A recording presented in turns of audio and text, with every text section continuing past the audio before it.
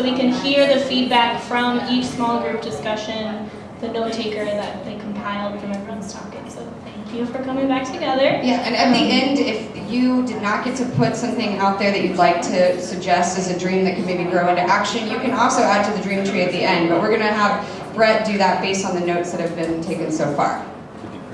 Great. So, Lisa, are you ready?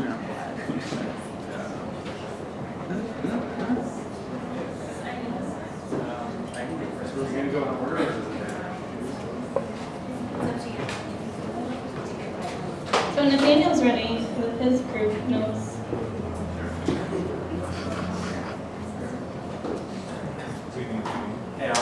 I'm Nathaniel again, group 3. So our question was, what would equitable economic and community development look like? I think first of all, got lots of notes, which is kind of cool with this whole printer paper thing, is that you can actually read it like vertically like this. So I'm going to try to skim through some like pretty like important points. I think the first one is it's not like International Village. 212? I think that there was a concern that there's lots of competing interests in play in the community. Different people want different things. We can't agree on it, so we need a process that ensures that we mediate interests but not succumb to tyranny of the majority. There was talk about, there's a lot of people on council who don't like that we carry the burden too much of affordable housing. And many of us disagree with that idea because we like the composition of the community. We like that it's a diverse community that is pretty solidly working class. We want to find ways to preserve that if there's a formal process like this. Diana gave the example of Roosevelt Island in New York, where what they, in the 70s and 80s, they divided it up like percentage of income, and they were unsegregated, so they had people of various like income levels and racial backgrounds living together. And 180 was an ordinance saying that we would need a referendum on developments over a certain size. CBO was an idea that came up again and again. Having a community coalition buy land, form a nonprofit, buy land, maybe have a community land trust. Having a percentage of development be for different groups, so maybe some for refugees, some for low-income folks, etc., some for students, some for families, some for adults, etc., etc. Another aspect would be ample information is going out to everybody. If we're going to develop equitably, we need to have information out in our public processes, that we would get input and information out maybe digitally, although we also understand that the internet doesn't necessarily improve access to information. So one idea would be that we would form a coalition network among neighborhoods where there would be a point person in charge who could engage different neighborhoods and spread information, similar to the idea of a block club. Again, more transparency in general, undermining the oligarchy between government and business that we see locally.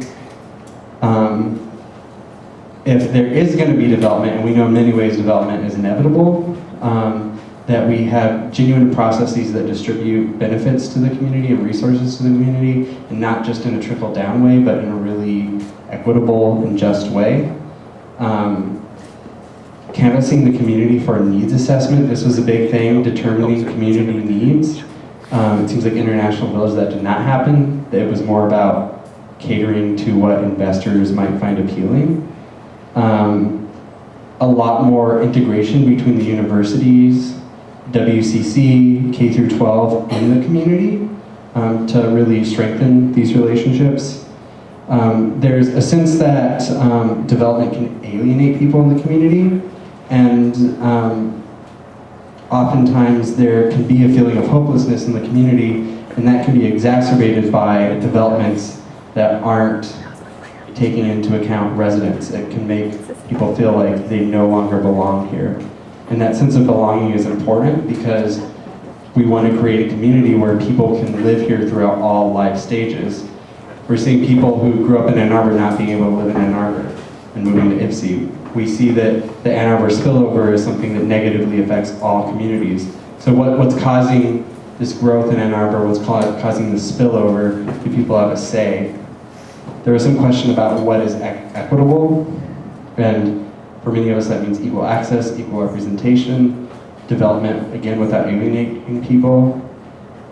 Distributing subsidized housing units throughout the community and not just segregating them to a certain area. Rent control. There's a question of why are we building housing for people who are going to be working and going to school in Ann Arbor and Detroit instead of not for people here. Rent control, low interest municipal loans, so people of color and local residents can start businesses. Tiny house-friendly zoning, limit number of properties an individual can own, serving local needs. And then a big part of it is what is equitable development. It's development that is community controlled and owned. One idea was participatory budgeting, where the city is divided up into different units and they are allotted money from the city and how they decide to use it themselves. Public land, there was an example of Centennial Center, which is downtown where Ypsi Ale House is, that used to be a publicly owned hotel. Things like public hospitals, understanding that not every solution is a business solution. Public solutions require public problems. Let's stop being obsessed with incentivizing big corporations, whether it's the big three or Amazon, because we're finding that that's a race to the bottom. They're just going to find places where they can pay people the least. We need jobs for everyone, not just people with degrees, although we do need jobs for people with degrees, because many of us who have degrees don't. We need to, part of the community needs assessment would be assessing people's talents and and their skills, and providing jobs based on the talents and skills that we already have in the community.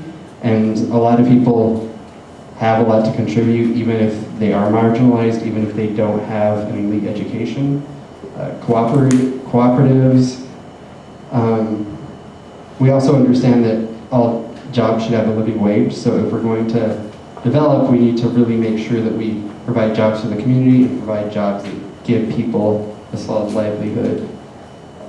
Grocery stores, particularly Union Grocery Store, and a real community center, social housing, and then one big final thing is to think long term. We can't just think about budgeting cycles, we have to think decades ahead, we have to think generationally. And a lot of our problems that we have is that we're not thinking long term, we're thinking about the tax base in the short term. Cool. So that's what I have. I have this long list. This is me reading a bunch of salient points. But thank you so much.